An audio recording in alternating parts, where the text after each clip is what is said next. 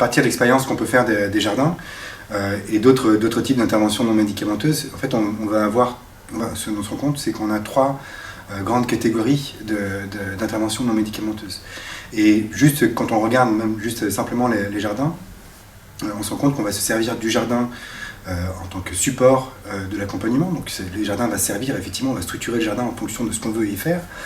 Mais dans le jardin même, finalement, il va contribuer aussi à un certain nombre d'interventions dites non médicamenteuses, comme tout simplement aller se promener, faire du jardinage, faire le potager,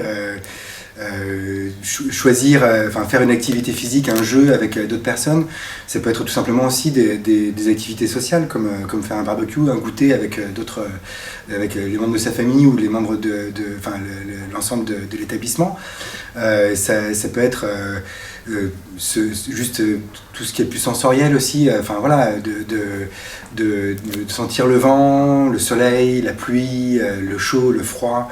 Toutes ces choses-là, c'est des éléments sensoriels qui sont importants. Et il y a aussi les odeurs, bien sûr, tout ce qui est du toucher. Tout ça, ça participe finalement un peu à une sorte d'hygiène de vie. Et ça constitue un peu une première classe d'intervention non médicamenteuse. Et une première classe d'intervention non médicamenteuse dans laquelle on va retrouver d'autres types d'interventions non médicamenteuses, pas forcément que dans le jardin, mais aussi dans les unités spécifiques. Ça peut être des choses simples comme partager un repas, comme ne pas porter porter des vêtements civils à l'inverse de blouse. Ça peut être accompagner la nuit, ça peut être il y a plein de porter un pyjama le soir comme ils le font sur Carpe Diem par exemple. Et on se rend compte qu'il y a un certain nombre de ces interventions-là, elles constituent vraiment ces premières classes. C'est la vie quotidienne finalement. C'est vraiment l'hygiène de vie et c'est des choses qui d'une manière générale sont bonnes pour la santé parce qu'elles procurent un certain plaisir, elles procurent une certaine familiarité, elles les orientent dans le temps, dans l'espace et elles procurent du coup une certaine sécurité par rapport à l'individu. Ensuite de ça, il y a une deuxième catégorie d'intervention non médicamenteuse et je pense que celle-là, elle est assez intéressante aussi, mais elle nécessite du coup peut-être des compétences un peu plus élaborées et des professionnels peut-être formés aussi pour les mettre en œuvre. Et là, on va rentrer dans une catégorie d'intervention dite thérapeutique, où c'est des interventions qui ont été vraiment élaborées en vue de résoudre un problème, une problématique qui a été identifiée, ciblée chez les personnes âgées, chez les personnes qui sont atteintes de maladies neuroévolutives, et qu'on a besoin soit de corriger, soit de pouvoir accompagner en tout cas, de telle manière à pouvoir trouver d'autres stratégies pour remédier en tout cas à une situation qui pourrait être déficitaire chez la personne. Et là-dedans, on va trouver les interventions non médicamenteuses assez classiques que l'on connaît, comme la thérapie de réminiscence, comme la validation, comme la stimulation cognitive par exemple, même l'entraînement cognitif qui peut être intéressant pour certaines personnes. Bref, il y a un certain nombre ou la musicothérapie il y a un certain nombre d'interventions qu'on va pouvoir mettre en œuvre comme ça. Elle nécessite toutefois, comme je disais à l'instant, d'avoir un personnel formé pour mettre en place ces interventions. Elle nécessite aussi un regard pluridisciplinaire sur la problématique que présente la personne à laquelle on va dispenser ces interventions. Et ça, je pense que c'est important dans le sens où on va évaluer, là vraiment pour le coup, il y aura un bilan clinique, il y a un bilan clinique qui se fait de ces interventions et ça rentre d'une certaine manière dans le parcours de soins de la personne.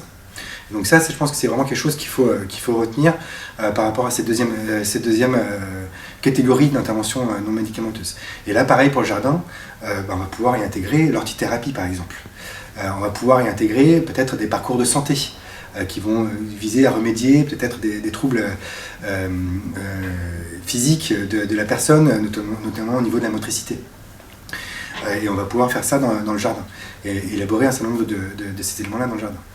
Et enfin, il y a une troisième classe d'interventions non médicamenteuses qui sont celles qui finalement on va utiliser en termes d'intervention ou de traitement d'attaque, c'est-à-dire qu'en fait on va les utiliser vraiment pour des troubles du comportement des personnes qu'elles peuvent présenter en agissant directement à la cause de ce trouble du comportement ou en agissant directement avec la personne sur son comportement.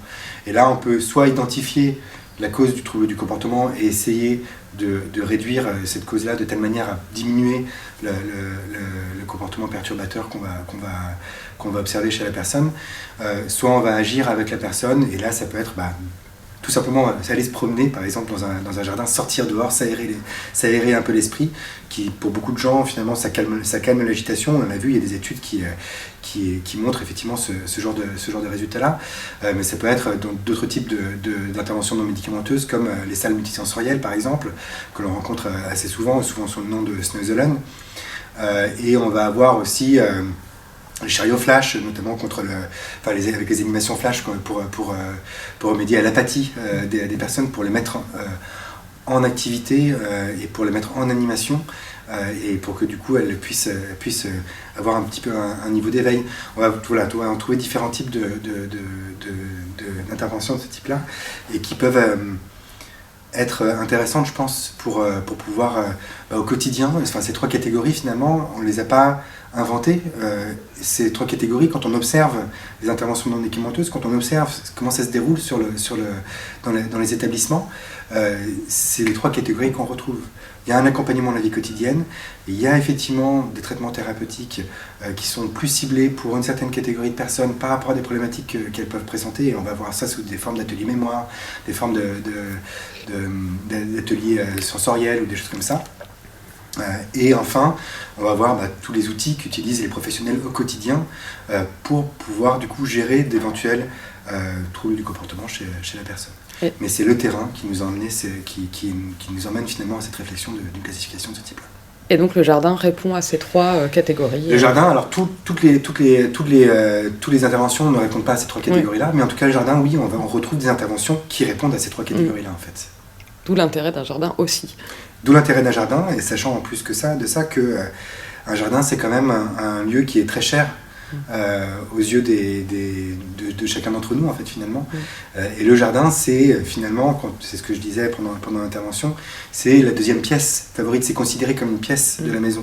Donc c'est pas juste la maison et le jardin fait partie intégrante de la maison.